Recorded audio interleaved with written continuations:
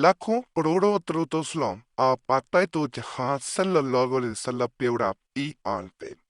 आज इस वीडियो में मैं जुम्मातुल मुबारक की मुनासबत से खास अमल बताऊंगा जो अल्हम्दुलिल्लाह आपकी कोई भी परेशानी होगी, हाजत होगी, अगर आप इसे जुम्मातुल मुबारक के दिन करते हैं तो वो हाजत पूरी होगी, परेशानी दूर होगी। उससे कबल में हजरत अली करमल्लाहु वजह के अक़वाल पेश किए देता हूँ। हजरत अली करमल्लाहु वजह फरमाते हैं, खुदा से जब भी मांगो तो मुख्तर मांगो, अकल नहीं, क्योंकि मैंने बहुत से अकल वालों को मुकद्दर वालों के दर पे देखा है। तो इंसान को जब भी अपने रब से मांगना चाहिए, मुकद्दर मांगने चाहिए। मुकद्दर बेहतर हो जाए, नसीब बेहतर हो जाए तो सब कुछ बेहतर हो जाता है। मजीद आप शेर खुदा रजी अल्लाह तआला अन्हु फरमाते हैं, जब भी तुम चाहो ये तुम्हारी दुआ अर्श तक पहुंचे और मुस्तजाब हो जाए तो पहले अपने वालिदैन के लिए दुआ मांगो।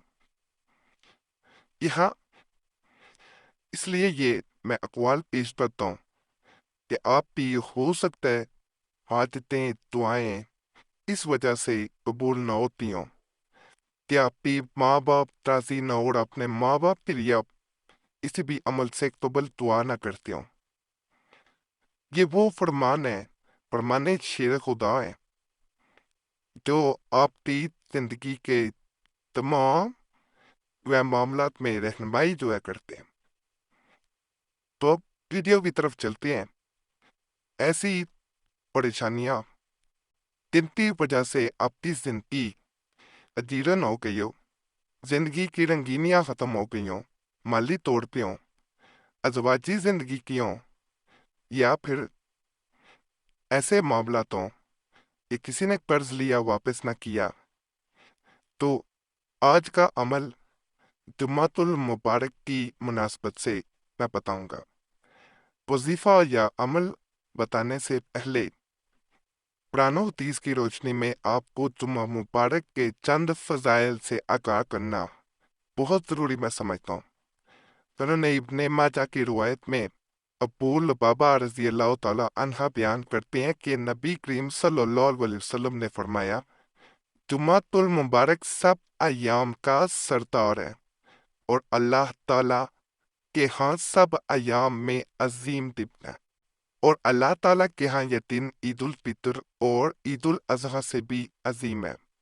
इसमें 5 खसलतें और इम्तियाजात हैं। अल्लाह ताला ने इस रोज़ आदम अलैहिस्सलाम को पैदा किया और इसी रोज़ आदम अलैहिस्सलाम को ज़मीन की तरफ उतारा, और इसी रोज़ आदम अलैहिस्सलाम ने वफात पाई, और इसी रोज़ एक ऐसा वक्त और घड़ी है जिसमें बंदा अल्लाह ताला से जो भी मांगता है अल्लाह ताला इससे अता फरमाता है, जबकि हराम का बस सवाल ना किया जाए, नहीं तो हराम अता नहीं किया जाता। और इसी रोज़ क़यामत कायम होगी। इसलिए मुकर्रब फरिश्ते और आसमान और ज़मीन और हवाएं और पहाड़ और समंदर ये सब जुम्मा के रोज़ से डरते हैं। जुम्मा के रोज़ के फजाइल बहुत ज़्यादा हैं, इनमें से कुछ पेश हिदमत है। इस रोज़ सबसे अफजल नमाज यानी नमाज जुम्मा अदा की जाती है। अल्लाह सुब्हानो ताला का फरमान है, ए ईमान वालो, जब जुम्मा के रोज़ नमाज जुम्मा के लिए अजान दी जाए तो अल्लाह ताला की जिक्र की तरफ दौड़े आओ और खरीदो फरोख्त छोड़ दो, ये तुम्हारे लिए बेहतर है अगर तुम चाहते हो।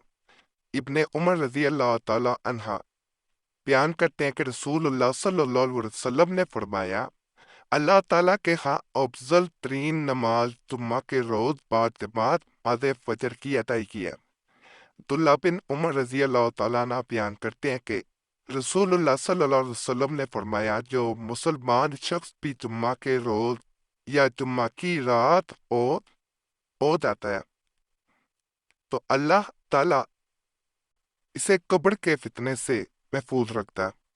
जुम्मा के दिन एक घड़ी होती है, इसमें दुआ कबूल की जाती है।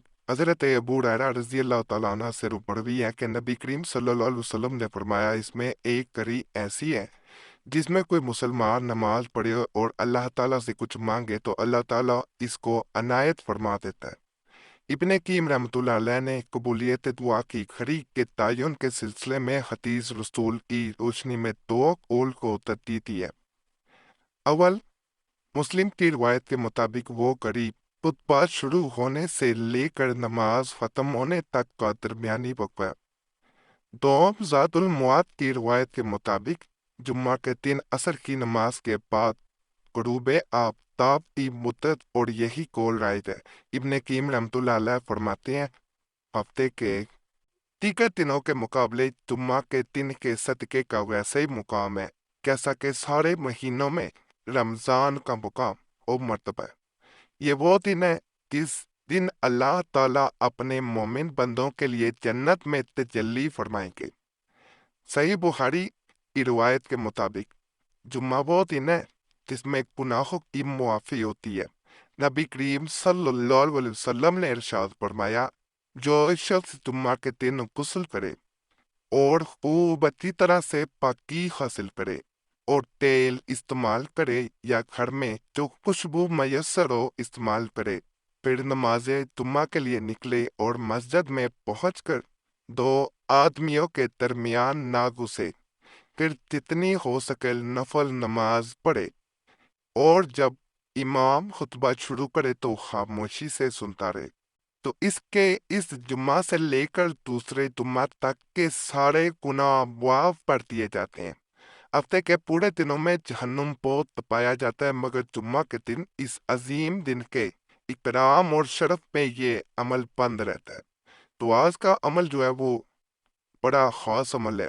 اللہ کے فضل سے جو بھی آپ کے دل کی حاجت ہوگی، پریشانی ہوگی، مصیبت ہوگی، وہ حاجت پوری ہوگی، پریشانی مصیبت دور ہوگی، جو دل میں سوچ لیں گے وہ پورا ہو کے رہے گا۔ طریقہ اس طرح، جمعہ کی نماز کے بعد 11 بار درود شریف پڑھنا ہے۔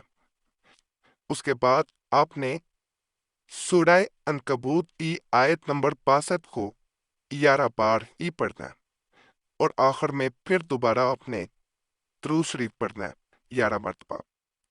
جو بھی حاجت ہوگی، واجی زندگی کی ہو، شادی میں مسائل ہو، کوئی ناراض ہو، اگر تنگ دستی ہے، رزق میں تنگی ہے، کسی سے جھگڑا چل رہا ہے، کوئی قرض واپس نہیں کر رہا، اسے کیا کہ ہاتھ پھیلانا پڑ رہا ہے، یا کوئی بھی پریشانی ہو، اس کے لیے دعا کریں گے، انشاءاللہ وہ پریشانی دور ہوگی اور انشاءاللہ حاجت پوری ہوگی۔ اور یہاں ایک بات بڑی ضروری کہوں گا، جب بھی دعا کیا کریں، کہ ہاں اپنے لیے دعا کرتے ہیں، دوسروں کو بھی یاد رکھا کریں۔ جب آپ یہ عمل کریں گے کہ دوسروں کو دعاؤں میں یاد رکھیں گے تو اللہ اس سے بڑا خوش ہوتا ہے، راضی ہوتا ہے۔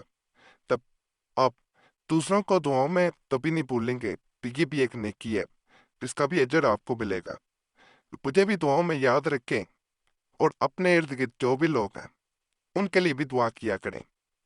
باقی چینل سبسکرائب کریں، ویڈیو لائک کریں، اور گھنٹی کے نشان پہ ضرور دبانا ہے، اور دلدیپا بک چینل پہ بھی لازمی جانا ہے۔ خاص عملیات، خاص کتب سے